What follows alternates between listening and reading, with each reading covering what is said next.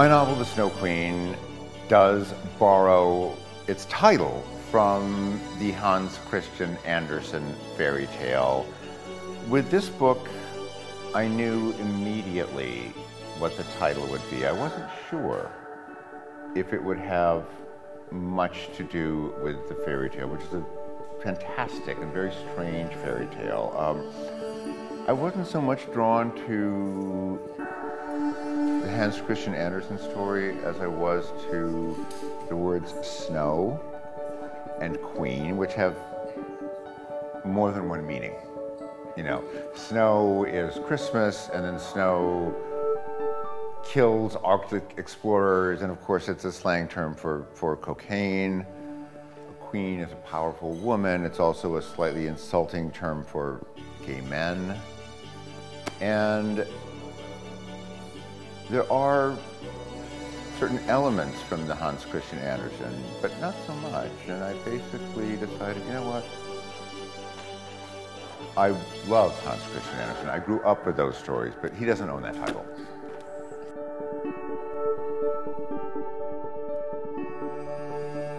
If many of my characters are looking for redemption, are looking for a miracle, there's a very crowded square right outside this room. I bet it would be hard to find a dozen people out there who are not waiting for redemption or for a miracle. Go ahead, let's see if we can find. Let's see if we can find a dozen people. Oh no, I'm not waiting for anything. This is fine, right here.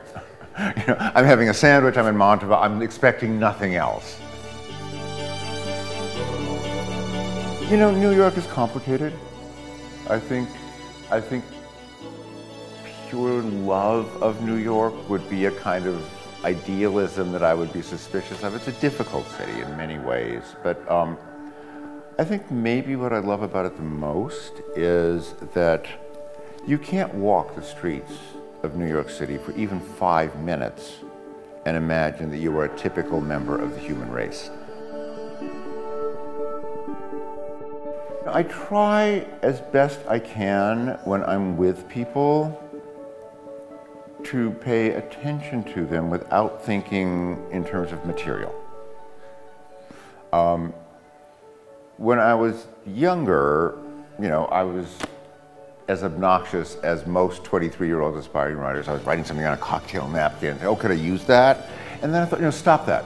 Stop that. Stop living 24 hours, 7 days a week in a world that's organized around the useful and the unuseful. When you're writing, write. When you're not writing, meet people for dinner, walk down the street. Don't be thinking about material.